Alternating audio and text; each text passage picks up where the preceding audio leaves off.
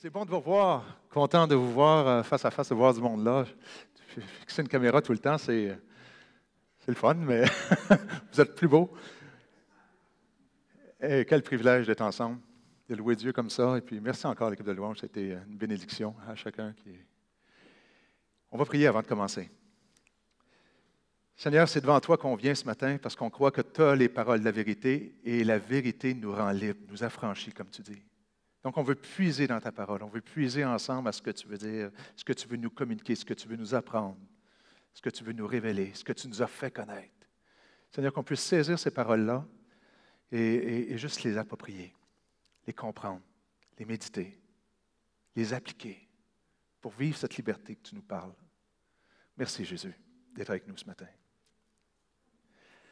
Donc, ce matin, on continue la série sur la lettre aux Éphésiens que François et moi on fait. Et c'est un plaisir de faire une lettre comme ça parce qu'on peut voir, la lettre aux Éphésiens est écrite par Paul, on peut voir sa pensée, comment il construit dans sa lettre point par point.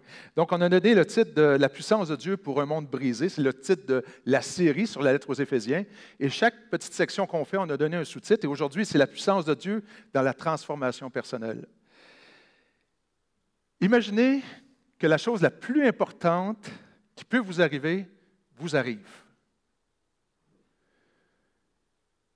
mais que ça ne change rien pour vous par la suite. Quelque chose qui ne marche pas. Imaginez que quelqu'un travaille extrêmement fort pendant des années dans ses études, il fait un bac, il complète une maîtrise dans quelque chose, un domaine qu'il passionne depuis qu'il est tout petit, il rêve depuis qu'il est jeune, il travaille avec acharnement. Et puis après plusieurs années, il obtient son diplôme dans quelque chose qu'il passionne. Il est un des premiers de classe dans un domaine qui a beaucoup, beaucoup de demandes. Et suite à sa graduation, il reçoit plein d'offres d'emploi alléchantes et puis intéressantes qui se présentent à lui, mais il retourne à ses activités comme avant, avec les mêmes défis, les mêmes solutions, puis il ne fait rien de tout ça. Quelque chose qui ne fonctionne pas.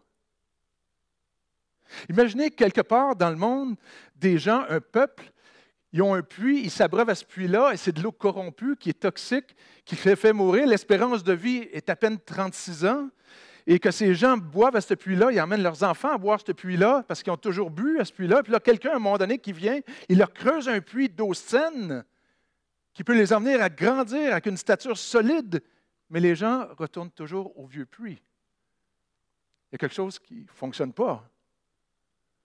Imaginez qu'un jour, Dieu, celui qui a tout créé, qui a tout façonné, qui a créé l'être humain, vienne sur terre, qui marche sur terre, qui fait des choses extraordinaires, qui a des paroles puissantes, des actions puissantes extraordinaires.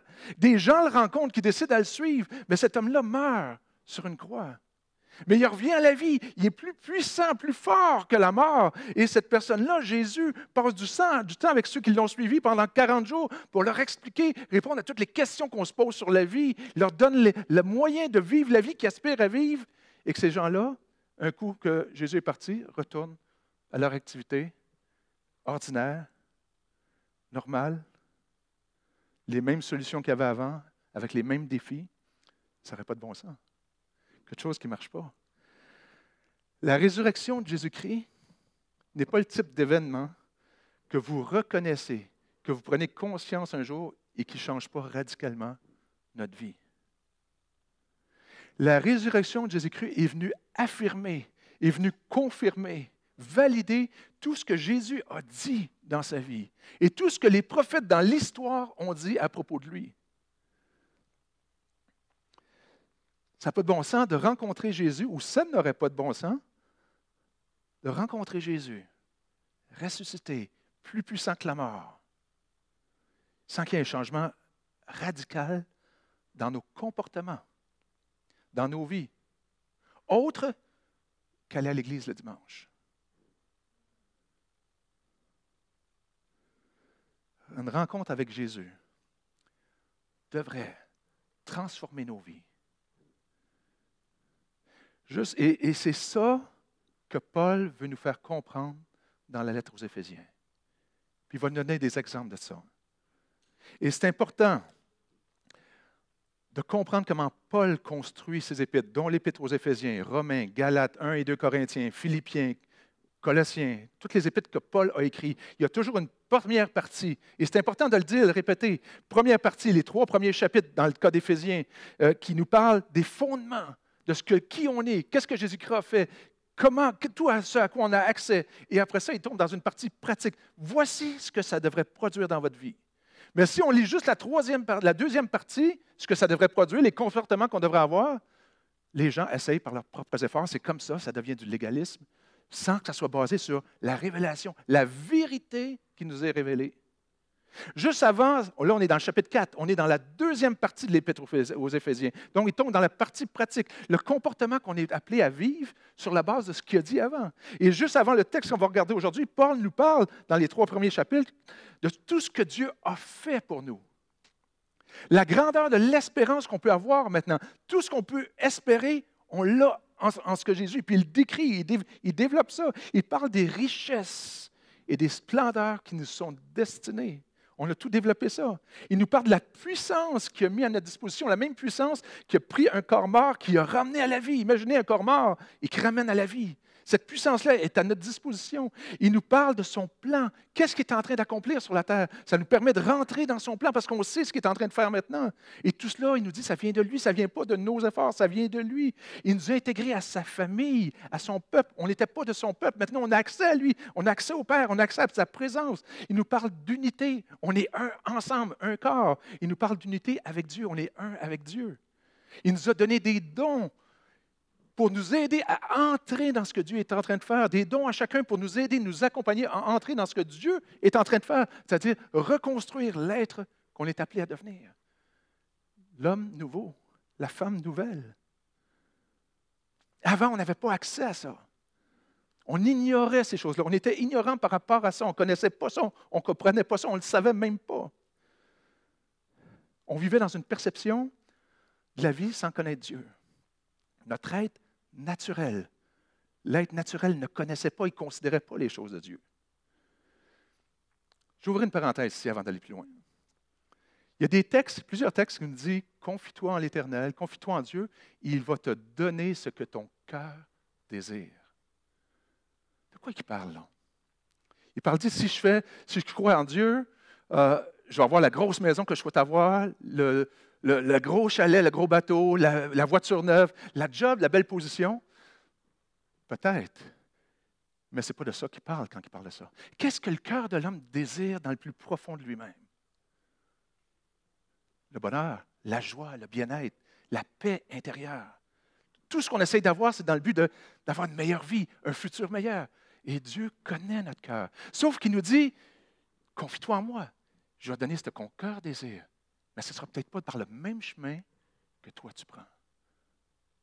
Je suis le chemin. Confie-moi. Mets ta foi en moi. Et je vais t'emmener exactement à cette place-là que ce que ton cœur désire. Mais ce ne sera pas le même chemin que toi tu penses. Regardons le texte d'aujourd'hui. On commence au chapitre 4, verset 17 aujourd'hui. Voici donc ce que je vous demande avec insistance. Au nom du Seigneur, ne vous conduisez plus comme les païens que leurs pensées mènent au néant. Okay, on va regarder les versets 17 à 31 aujourd'hui. Il commence comme ça. Je vous demande avec insistance. Le chapitre 4, 1 a commencé de la même manière. Je vous demande avec insistance. J'insiste. Je vous exhorte. Je vous demande avec force. Il insiste. Suite à tout ce qu'il a dit avant, il dit, ne vous comportez plus comme les païens que leurs pensées, la façon de penser, mène nulle part. OK, païen, ce n'est pas un terme commun aujourd'hui. Et d'ailleurs, Paul l'utilise souvent, il va nommer quelque chose, après ça, il va le renommer d'une autre manière pour nous aider à comprendre. Dans la Bible, un païen, c'est une personne qui vit sans mettre sa confiance en Dieu. Il ne le considère pas, il ne le connaît pas, il s'abreuve à une autre source qui n'est pas celle d'eau claire. Il s'abreuve à une autre source qu'il détruit, ça mène au néant finalement, ça mène à la ruine, ça mène nulle part. Il dit, comportez-vous pas comme ça.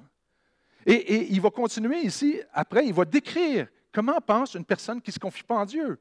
Il va dire, ils refusent de comprendre, ils n'ont aucune part à la vie qui vient de Dieu parce qu'ils sont complètement ignorants et profondément endurcis. Ils ont perdu tout sentiment de honte, ils se sont livrés au vice et commettent sans aucune retenue toutes sortes d'actions impures. Donc, il dit, ces gens-là réfléchissent là. Ils réfléchissent, ils ont une tête, ils pensent, mais leur façon de penser ne mène pas là où ils pensent qu'ils vont aller. Leur façon de réfléchir ne les amène pas là à ce que leur cœur désire vraiment. Ça mène au vide, au néant. Parfois, il y a des gens qui pensent que pour croire, je dois mettre mon cerveau à off. Mais ce n'est pas vrai. Ce n'est pas vrai. Celui qui croit, c'est une personne qui considère les choix qui sont devant lui. Les choix de la source à laquelle il a toujours puisé, qui finalement le rendent malade, qui rendait ses ancêtres malades et qui rendent ses enfants malades, ou l'autre source, d'eau claire, qui dit que la vérité et qui a démontré par ses œuvres, ses paroles, que c'était vrai. Donc, il fait ces deux choix-là, puis il choisit la vérité. Il choisit Dieu. Celui qui ne connaît pas Dieu, il a ce choix-là, puis il est capable de réfléchir, non, ce choix-là n'est pas bon, puis il choisit ce choix-là, mais qui n'est pas encore l'eau source. C'est une eau peut-être un peu moins toxique, à première vue, qui semble peut-être bien, ce chemin-là semble bon, puis j'y vais, mais je me rends compte qu'à l'autre bout, ça ne marche pas encore. Donc le croyant a considéré les options, puis il a dit, non, je choisis celle-là. Donc le problème, ce n'est pas la capacité de réfléchir, comment on nourrit nos pensées, mais on va à la mauvaise source pour nourrir nos pensées. Il dit, il refuse de comprendre parce que ça semble trop insensé, la solution de Dieu. Ils refusent de comprendre parce qu'ils ne se sont pas exposés à ça. Ils ignorent. Quand ils disent qu'ils sont ignorants, ce n'est pas négatif, c'est comme, ils ne savent pas. Ils ignorent que ça existe. Ils ignorent que cette source d'eau-là existe à quelque part. Leur ignorance est causée par un refus de s'arrêter et de considérer, d'écouter, d'entendre, de croire. Parce qu'ils ont toujours fait leurs choses à la manière qu'ils ont faite, qu'ils ont appris à le faire. La façon qu'ils ont appris à fonctionner quand il y a des situations qui arrivaient dans leur vie, face à eux autres. Ils ont toujours fait ça comme ça. Un jour, Cindy et ma famille, on était au Bénin, en Afrique, et puis le peuple là-bas était des agriculteurs, et ils cultivaient le sol depuis des générations. Leur père faisait ça, leur arrière-grand-père faisait ça, leur arrière-arrière-grand-père faisait ça. Et chaque année, ils perdaient une grande partie, quasiment 2/3 de leur culture. Il restait à peine pour nourrir leur famille. Et puis à un moment donné, il y a des missionnaires qui sont allés, qu'on a rencontrés là-bas, et c'était des spécialistes en agriculture. Et puis ils voulaient les aider à comprendre des nouvelles approches pour cultiver ce qu'ils avaient à cultiver. Mais eux disaient, ce n'est pas comme ça qu'on a appris. Ce n'est pas comme ça que nos pères faisaient. Mais ces spécialistes en agriculture ont quand même persévéré à leur montrer, mais à le faire avec eux autres. Et tranquillement, ils ont commencé à avoir de meilleures récoltes. Et tranquillement, ils ont eu suffisamment de récoltes pour nourrir non seulement leur famille, mais leur village. Dieu est le grand spécialiste de la vie. Il connaît la vie, il l'a créée, il l'a pensée, il a pensé tous les rouages. Il en est l'auteur. Ça vaut la peine de mettre notre confiance en lui, d'aller à cette source-là, d'alimenter nos pensées de cette source-là. Ces gens-là, au Bénin, faisaient comme ils ont toujours appris, comme la plupart des gens. Et cette nouvelle affaire-là, ça nous semble insensé. Ça vous est-il déjà arrivé à faire des changements? C'est toujours dur un changement, mais quand on l'a fait, on se dit, comment ça, je me suis passé de ça? Tu sais? Ceux qui ne marchent pas selon Dieu, ce qu'ils appellent les païens. Ailleurs, plus loin, il va dire notre vieille nature, notre nature avant qu'on connaisse Dieu. Leur réflexion est faussée parce qu'il manque une partie importante, c'est la révélation de Dieu, celui qui a pensé la vie. Ils refusent de comprendre. C'est un choix volontaire. Non, je ne veux pas ça. Je veux, moi, mes décisions. Ça, c'est trop abstrait, c'est trop non palpable. Parce qu'ils ne goûtent pas. Et remarquez que je l'ai mis en gras ici. Paul parle à des croyants à Éphèse qui ont une foi solide, on le voit dans le chapitre 1, qui ont un impact. Mais il leur dit, ne vous conduisez plus comme les païens que leur pensée mène au néant. Ça veut dire que c'est possible qu'un jour on a dit oui à Dieu, touché par l'Évangile, touché par l'œuvre de Jésus-Christ, interpellé, puis on dit oui Seigneur, je veux te suivre. Puis on met notre foi en Dieu. Mais que tranquillement, on retourne à nos anciennes habitudes, à la façon de vivre, comme va dire Pierre, à notre façon de vivre qu'on avait autrefois quand on ne connaissait pas Dieu. Et c'est ça qu'il veut aborder ici.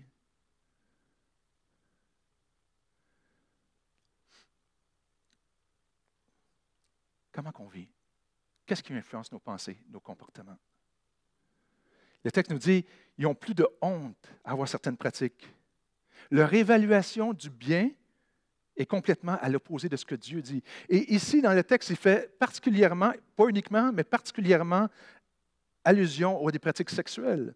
Et Dieu n'est pas contre la sexualité, c'est lui qui l'a voulu pour qu'on en prenne plaisir, pour qu'on en jouisse. Et puis, c'est un cadeau qu'il nous a fait. Mais il a créé la sexualité dans un cadre d'engagement mutuel. Un homme et une femme qui s'engagent ensemble. Mais on se met à dire, mais quand même, on est en 2021, tu sais. Mais c'est tellement déréglé qu'on voit de toutes sortes de choses. Il y avait un reportage il n'y a pas si longtemps avec Paul Arcand, où il interviewait un sexologue, puis il disait que le problème de sexualité chez les adolescents, ou les jeunes depuis le début de vingtaine, il y avait des problèmes majeurs érectiles, on le dit en Église, hein, comme un peu François l'autre jour, à cause que ces jeunes-là étaient tellement exposés à toutes sortes de sexualités sur Internet que leur sexualité était déjà dysfonctionnelle dès l'âge de 20 ans. Mais ces mauvais choix de honte n'est pas uniquement la sexualité. Elle est aussi par rapport à des relations brisées, par rapport à la gestion de mes biens, à propos d'abus de toutes sortes qui mènent le vide et le néant. Donc, Paul leur dit, arrêtez de vivre comme ceux qui ne connaissent pas Dieu. Vous ne pouvez pas rencontrer Dieu et continuer à vivre comme avant. Il va continuer dans le texte d'Éphésiens. Ce n'est pas là ce que vous avez appris au sujet de Christ. Vous avez certainement entendu tout ce qui le concerne et on vous a enseigné en tant que chrétien les vérités qui est en Jésus ou la vérité qui est en Jésus. Donc, vous avez sûrement entendu, puisque vous avez dit oui à Dieu à un moment donné, vous avez entendu ce qui concerne Christ. Ce n'est pas ce que vous avez appris, tout ce qui vient de parler avant, les gens qui marchent sans Dieu, qui ne se confient pas en Dieu, qui ne mettent pas de leur foi, leur confiance en Dieu dans le quotidien. Ce n'est pas là ce que vous avez appris en Christ. Ça ne veut pas dire simplement connaître des choses sur Jésus, mais d'apprendre à vivre selon ce que Jésus, les vérités qui sont à Christ. La vérité qui est en Jésus, c'est entre autres ce qu'ils viennent de dire dans les 3 premiers chapitres. Et je vous invite, si vous ne les avez pas entendus, d'aller écouter, ils sont sur le site de l'Église, les enseignements sur les 3 premiers chapitres, parce que c'est la base sur laquelle on peut maintenant vivre cette nouvelle vie-là, qui va décrire dans le chapitre 4 et 5 et 6. Et là, il va rentrer un peu plus dans la vérité qui est en Jésus, qui a développé beaucoup plus dans les 3 premiers chapitres. Il va dire, vous devez donc, selon la vérité qui est en Christ, et le comment, en renonçant à votre conduite passée, vous débarrasser de votre vieille nature. Vous voyez, la vieille nature ici, il redit la même chose, ne marchez pas selon les païens, c'est-à-dire les gens qui ne connaissent pas Dieu. Votre vieille nature, c'est votre vie avant de connaître Dieu. Il redit la même chose dans d'autres mots. Vous devez donc, en renonçant à votre conduite passée, vous débarrasser de votre vieille nature, que ces désirs trompeurs mènent à la ruine. Il faut vous laisser complètement renouveler dans votre cœur et votre esprit. Revêtez-vous de la nouvelle nature créée à la ressemblance de Dieu et qui se manifeste dans la vie juste et sainte qu'inspire la vérité. Vous devez donc, sur la base de ce que Jésus a fait et tout ce qui nous a été révélé avant, vous devez donc renoncer. Il parle d'habit, il compare la vie à un habit. La vieille nature, un vieil habit, une nouvelle nature, un nouvel habit. Revêtir, vous laissez envelopper, vous nourrir par les pensées qui viennent de Christ. Vous laissez renouveler. Il dit, je ne l'ai pas souligné, mais verset 23, là, il faut vous laisser complètement renouveler. Il ne dit pas transformez-vous, il ne dit pas renouvelez-vous, mais il dit laissez-vous renouveler, parce que l'Esprit qui est en nous veut faire ça. Il veut nous renouveler. Donc, notre tâche, ce n'est pas de travailler à transformer notre vie, mais c'est de croire que Dieu veut le faire et de mettre notre foi en lui et de ne pas croire que la source qui nous rend malades, qui détruit notre monde, va faire ça.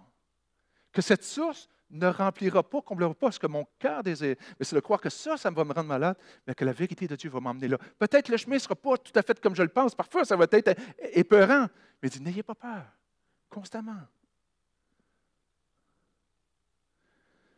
Souvenez-vous, nos actions sont toujours le résultat de ce qu'on pense. Ce que l'on croit nourrit nos pensées.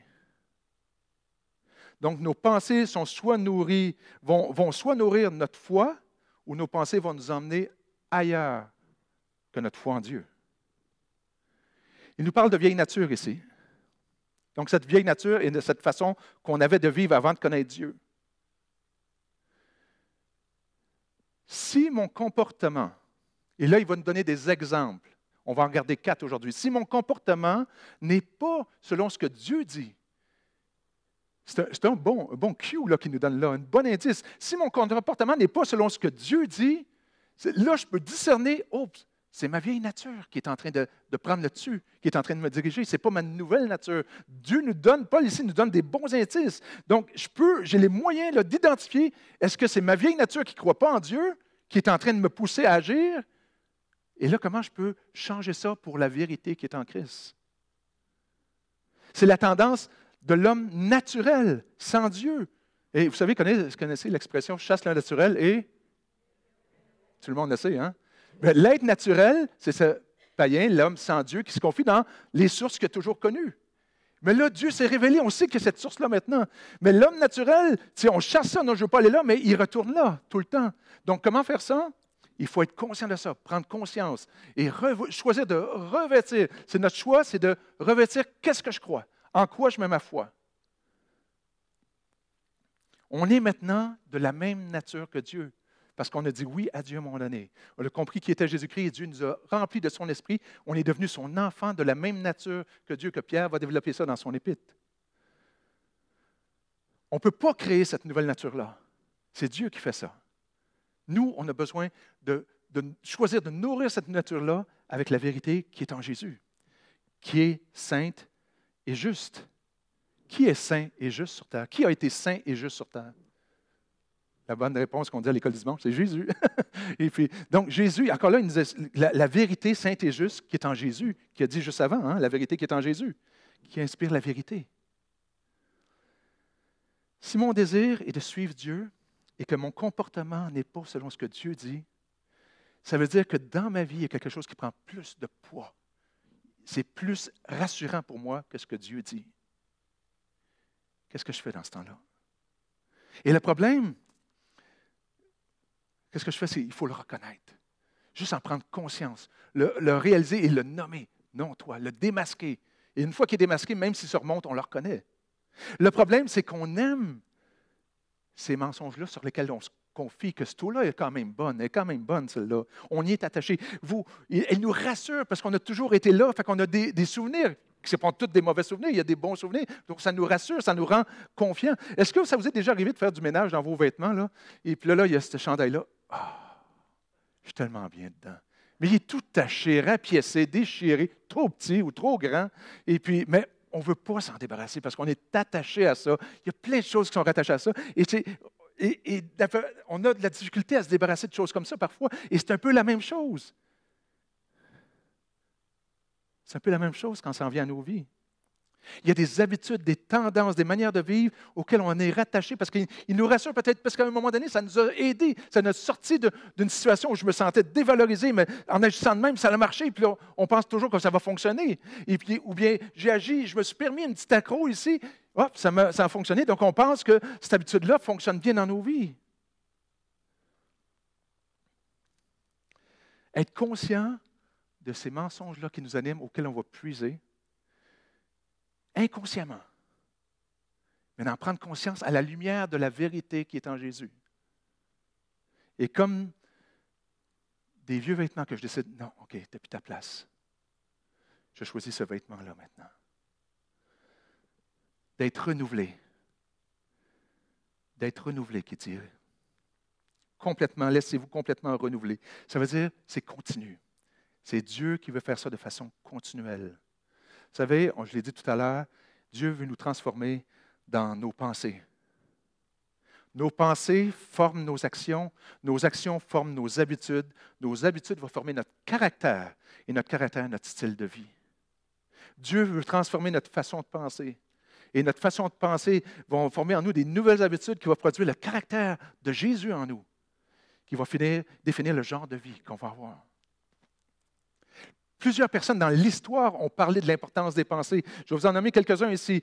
Paul de Tarse, c'est Paul qui a écrit cette lettre-là, qui écrit Romains 12:2 ici, il dit « Laissez-vous transformer par le renouvellement de votre pensée pour pouvoir discerner la volonté de Dieu, et c'est ce qui est bon, agréable et ce qui lui plaît. » ce qui est parfait.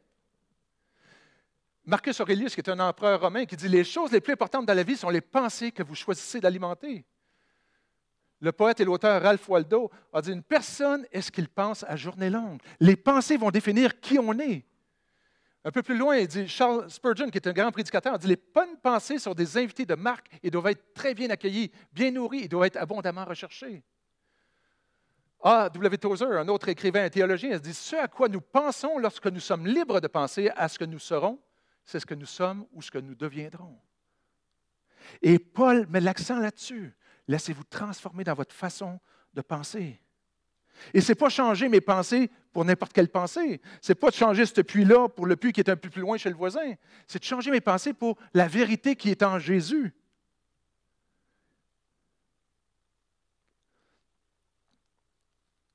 Est-ce qu'on croit encore des mensonges? Nos actions vont le révéler. Notre comportement va le révéler. Et je vais vous faire un aveu, moi j'en crois constamment dans ma vie. Mais Dieu n'a pas fini avec moi. Il vous utilise, il utilise sa parole, il utilise son esprit pour les mettre en lumière. Et là, j'ai le choix à chaque fois. Non, je renonce à ça. Ou des fois, je glisse parce que je manque d'assurance, je manque de foi. Mais Dieu veut construire ça dans ma vie. Et ensemble, il veut construire ça pour qu'on devienne le peuple de Dieu qui a un impact, qui marche avec force, assurance, qui saisit toutes les bénédictions de Dieu. Et là, dans cette partie-là, être transformé dans nos comportements. Il veut transformer nos pensées pour transformer nos comportements. Et là, il nomme 4 places. Il va dire la première, être transformé par la vérité dans nos vies cachées. Le verset suivant, c'est pourquoi rejeter le mensonge, que chacun dise la vérité à son prochain, car nous sommes tous membres d'un seul corps. Celui qui mentait vit maintenant dans la vérité parce qu'il se sait accepté de Dieu. Il sait que même s'il a fait croche, il peut vivre dans la lumière parce qu'il n'y a rien qui va l'éloigner de l'amour de Dieu. Dieu va l'aimer tout le temps, autant il ne le rejettera pas. Le mensonge, il y a 2 aspects dans le mensonge. C'est rejeter le mensonge par rapport à ce que vous croyez, pour croire la vérité, mais le mensonge les uns les autres aussi, qu'il va dire dans ce texte-là. Parce que le mensonge est une des pratiques qui détruit les relations. Dieu ne dit pas seulement de faire attention, mais il dit rejeter toute forme de mensonge, de déclaration. Lorsque le mensonge est une solution dans les petites choses, ça va être une solution aussi. Ça peut devenir une solution dans les grandes choses. Lorsqu'on accepte le mensonge, ça révèle que il y a quelque chose dans ma vie qui a plus de poids que Dieu, que la vérité qui est en Jésus. Qu'est-ce qui anime votre vie cachée? Il veut nous transformer dans nos attitudes. Le texte, si vous vous mettez en colère, ne péchez pas. Que votre colère s'apaise avant le coucher du soleil. Ne donnez pas accès au diable l'occasion de vous dominer. La nouvelle nature peut se mettre en colère, mais elle ne pêche plus. Sa colère, elle a un terme. Une chose intéressante, il ne dit pas que le croyant, celui qui confie en Dieu, le chrétien, ne peut pas se mettre en colère. Mais si tu te mets en colère, ne pêche pas. Il y a une colère qui est correcte aux yeux de Dieu, qui est une indignation face à une injustice, à un abus. Mais si parfois la colère se manifeste parce qu'il y a des choses qui ne se passent pas comme moi je le veux, parce que ça m'a blessé, parce que ça ne rencontre pas mes attentes ou ça me contrarie. Et la colère peut devenir un sentiment dangereux s'il n'est pas exposé à la vérité qui est en Jésus. Qu'est-ce que Jésus dit, lui, de moi? Quand cette parole-là qui m'a été dite m'abaisse, m'écrase, me blesse. Pour éviter qu'une colère qui est correcte se mette à dégénérer, Paul nous donne 3 limites ici. La première, il dit, ne péchez pas. Il dit, ne péchez pas. Donc, si tu te mets en colère, veille à tes attitudes. Ne te laisse pas emporter. Veille à tes paroles, tes actes, tes pensées. Que ton indignation te pousse à produire un changement à la façon de Dieu. Lorsque la colère produit en nous des sentiments d'animosité, de mépris, de désir de vengeance, me pousse à des paroles, des actions qui font du mal, je dois relire les 3 premiers chapitres à la vérité qui est en Jésus. Poser des questions. Qu'est-ce qui m'anime en ce moment? La vieille nature ou la nouvelle nature? Son deuxième point, c'est qu'elle s'apaise avant le coucher de soleil. Il dit, tarde pas, laisse pas traîner ça, parce qu'une colère qui traîne, elle ronge de l'intérieur. Tarde pas. Troisième point, c'est ne donnez pas au diable l'occasion de vous dominer. Plus que la colère prend de place dans mon cœur, dans mes pensées, ça ouvre une porte au diable pour qu'il fasse son travail, qu'il nous domine et qu'il nous mette hors service. Donc la colère peut facilement être un terrain fertile pour travailler dans le cœur de celui qui laisse la place. 1 Pierre va dire ça, « Soyez bien éveillés, lucides, car votre ennemi, le diable, rôde comme un lion rugissant, cherchant quelqu'un à dévorer. » Rappelez-vous ce que vous avez appris au sujet de Jésus. Quelle voix on écoute? Rejetez et revêtez les vérités qui sont en Jésus. Quand la colère domine comme ça révèle qu'il y a un mensonge qui prend plus de place, qui a plus de poids que les vérités qui sont en Jésus. Et ça m'empêche de rencontrer ce que mon cœur désire. L'autre, c'est être transformé dans nos actions. Que celui qui volait cesse de voler, qu'il se mette à travailler de ses propres mains pour gagner honnêtement sa vie et avoir ainsi de quoi aider les pauvres. Celui qui volait, non seulement ne vole plus, mais il donne. La personne sans Dieu accepte des biens mal acquis. Le vol sous toutes ses formes, hein? Le vol de biens, le vol par rapport aux impôts, le vol en copiant des droits d'auteur. C'est les comportements de la vieille nature qui nous dit. Il ne donne pas de porte ouverte aussi au vol à la Robin des Bois. Donc, il y en a tellement d'argent, ils nous ont déjà été tout croche, donc je peux en prendre là, puis de toute façon, j'en fais moins un bon usage. Il ne donne pas de place pour ça. Le vol, en fait, est motivé par une insécurité, un égoïsme. Je veux, donc je prends. Le vol est un manque de confiance en Dieu. Ce n'est pas là ce que vous avez appris au sujet de Christ. Celui qui choisit de suivre Jésus et qui croit que Jésus est la solution rejette toutes sortes de vols. Si je tolère le vol, c'est que je crois que Dieu n'est pas assez grand, pas assez généreux, pas assez puissant pour venir à mon secours. Ça révèle un mensonge qui a plus de poids que la vérité qui est en Jésus, que ma vieille nature a pris le dessus. Et il dit ici, c'est intéressant parce que Dieu ne nous dit pas juste d'arrêter de voler, mais il dit de travailler dans le but de donner. Donc, le travail n'est pas juste quelque chose qui pourvoit à mes besoins ou d'en avoir encore plus et plus et plus, mais il dit ici, il élève la barre. Il dit, c'est plus seulement avoir plus pour mes propres biens, mais dans le but de soutenir et la motivation, c'est de donner plus. Dieu veut nous passer de quelqu'un qui prend à quelqu'un qui donne. Et le dernier, c'est être transformé dans nos paroles. Qu'aucune parole mauvaise ne sorte de votre bouche. Dites seulement des paroles utiles qui répondent à un besoin, un encouragement et encouragent autrui pour faire ainsi du bien à ceux qui vous entourent. Celui qui est blessé par ses paroles va maintenant construire par ses paroles, parce qu'il est habité par les pensées de Christ. Dieu veut nous emmener à voir les gens comme lui les voit.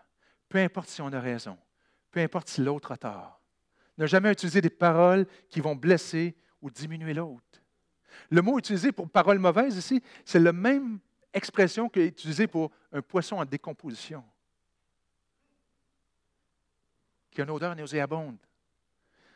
Nos paroles ont la possibilité d'empoisonner les autres, d'empoisonner l'air, la vie. Ce n'est pas là ce que vous avez appris à propos de Christ. Si ça se passe, revenez aux vérités qui sont en Christ, chapitre 1, 2, 3. Dieu ne veut pas seulement que je cesse des mauvaises paroles, mais il veut que je puisse construire, contribuer à construire l'autre qui est devant moi. Être un encouragement. Je réponds à un besoin, il exprime quelque chose. Des encouragements qui sont en accord avec la vérité. Donc, lorsqu'on a des paroles comme ça révèle qu'il y a un mensonge sur lequel je m'appuie, qui a plus de poids pour moi que ce que Dieu dit et ce qu'il veut produire en moi. Donc, tous ces 4 exemples-là sont des moyens que Paul nous donne pour dire, regardez là, n'agissez plus comme votre vie avant. Vous voyez 4 endroits là, et il y en a d'autres aussi, 4 endroits où vous pouvez observer, est-ce que vous êtes en train de suivre votre ancienne nature ou vous vous laissez renouveler? C'est-à-dire, à ce moment-là, il faut nourrir nos pensées parce qu'il est la vérité. Nourrir nos pensées de ça. Passer de quelqu'un dont les pensées sont nourries par cette vieille source, notre vieille nature, à quelqu'un dont les pensées sont nourries par la vérité qui est en Jésus. Chapitre 3, on a vu ça, Dieu travaille l'intérieur. Chapitre 3, il nous disait, je lui demande, Paul prie Dieu, je lui demande que selon la richesse de sa gloire, il fortifie votre être intérieur par la puissance de son esprit. Dans le texte ici, il nous dit, n'attristez pas le Saint-Esprit que Dieu vous a accordé, il est la garantie que le jour viendra où Dieu vous délivrera complètement du mal. Dieu travaille notre intérieur, nos cœurs, nos pensées. Il veut nous rendre forts, inébranlables, pleins d'assurance, solides à la stature de Christ, avec une paix profonde, une joie.